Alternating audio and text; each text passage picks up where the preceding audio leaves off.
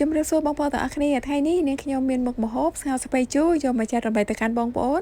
ហើយចំពោះមុខម្ហូបស្ងោរស្ពៃជូរនេះគឺជាមុខម្ហូបបែបសាមញ្ញហើយក៏ធម្មតាដែរក៏ប៉ុន្តែស្ងោរស្ពៃជូររបស់នាងខ្ញុំថ្ងៃនេះគឺថាមានរសជាតិឆ្ងាញ់មិនធម្មតាហើយឈ្ងុយក៏មិនធម្មតាដែរចាគឺថាថ្ងៃនេះគឺនាងខ្ញុំស្ងោរស្ពៃជូរលាយជាមួយនឹងផ្សិតខ្មៅហើយក៏បន្ថែមជាមួយនឹងប៉េងប៉ោះឥឡូវនេះសូមបងប្អូនមកមើលពីគ្រឿងផ្សំក៏ដូចជារបៀបចម្អិនជាមួយនឹងនាងខ្ញុំទាំងអស់គ្នាថ្ងៃនេះគឺនាងខ្ញុំស្ងោរស្ពៃជូរជាមួយនឹងឆ្អឹងជំនីជ្រូកខ្ចីហើយក៏មានជាមួយនឹងហ៊ុនជ្រូកផងដែរហើយស្ងោរស្ពៃជូររបស់នាងខ្ញុំថ្ងៃនេះគឺមានបន្ថែមជាមួយនឹងផ្សិតខ្មៅហើយនឹងប៉េងប៉ោះឥឡូវនេះគឺនាងខ្ញុំមករំលីងខ្ទឹមសចាឲ្យបានឈ្ងុយជាមុនសិនបន្ទាប់ពីខ្ទឹមបានឈ្ងុយហើយគឺនាងខ្ញុំចាក់ឆ្អឹងជំនីជ្រូកខ្ចីហើយនឹងហ៊ុនជ្រូកចូលទៅចាហើយក៏បន្ថែមជាមួយនឹងផ្សិតខ្មៅចូលទៅរំលីងជាមួយគ្នាតែម្ដងបន្ទាប់ពីរំលីងបានមកល្មមហើយក៏នាងខ្ញុំបន្ថែមជាមួយនឹងទឹកត្រីម្សៅស៊ុបអំបិលហើយនឹងប៊ីចេងចាគឺដាក់កូរច្បល់គ្រឿងផ្សំចូលគ្នាតែម្ដងបន្ទាប់មកទៀតក៏បន្ថែមជាមួយនឹងទឹកប្រេងខ្យងបន្តិចចាហើយដាក់ចូលទៅកូរច្បល់បន្ថែមទៀតហើយនិយាយទៅសម្រាប់នាងខ្ញុំអត់ភ្លេចទេបន្ទាប់ពីបន្ថែមគ្រឿងផ្សំហើយគឺកូរច្បល់តែម្ដងចាឥឡូវនេះបន្ទាប់ពីកូរច្បល់សព្វរួចរាល់ហើយក៏បន្ថែមជាមួយនឹងទឹកសធម្មតា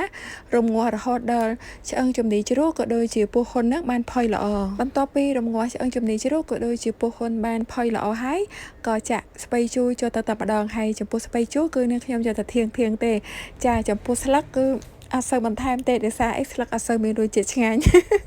អូខេបើសិនមកជាបងប្អូនចូលចិត្តញ៉ាំស្លឹកស្ពៃជូរក៏បងប្អូនអាចដាក់បានដែរប៉ុន្តែសម្រាប់នាងខ្ញុំនេះគឺ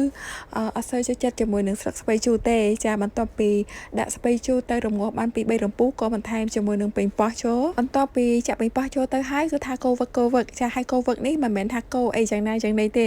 គឺកូរស្រង់ហ៊ុនឡើងហើយចំពោះពោះហ៊ុននេះបើសិនបើជាយើងហាន់ជាដុំតូចហើយដាក់ស្លតែម្ដងពោះហ៊ុនបាត់បង់រសជាតិហើយចាអញ្ចឹងក៏យើងស្ងោរទាំងដុំហើយយើងស្រង់ចូលមកកាត់ហើយបានបង់ចូលទៅវិញចារៀងតនីតណាដែរប៉ុន្តែដើម្បីរសជាតិគឺត្រូវតែធ្វើបែបនេះឯងឥឡូវនេះស្ងោរស្ពៃជូររបស់នាងខ្ញុំគឺបានឆ្អិនរួចរាល់ហើយក៏មានក្លិនឈ្ងុយផងដែរហើយបងប្អូនដែលគាត់អត់ធ្លាប់ស្ងោរស្ពៃជូរលាយជាមួយនឹងប៉េងប៉ោះបងប្អូនប្រកាសជាគិតថាពេលដែលបន្ថែមប៉េងប៉ោះគឺมันមានរសជាតិឆ្ងាញ់ទេប្រហែលជាធំក្លិនប៉េងប៉ោះអីចឹងណាចាការពិតគឺអត់ទេគឺពេលដែលយើងបន្ថែមប៉េងប៉ោះហើយក៏បន្ថែមជាមួយនឹងផ្សិតខ្មៅ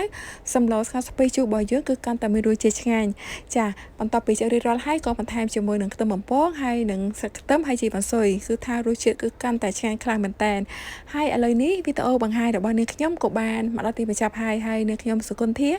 ក៏សូមអរគុណបងប្អូនទាំងអស់គ្នាដែលបានតាមដានខ្សែវីដេអូមួយនេះពីដើមដល់ចប់ជាមួយនឹងនាងខ្ញុំបើសិនមកជាបងប្អូនពេញចិត្តរកការបង្ហាញរបស់នាងខ្ញុំសូមបងប្អូនជួយចុច like ក៏ដូចជា share ចែករំលែកដើម្បីទទួលបាននូវវីដេអូថ្មីៗរបស់នាងខ្ញុំក៏សូមជូនពរបងប្អូនទាំងអស់គ្នាមានសុខភាពល្អចាអរគុណច្រើនបាយបាយ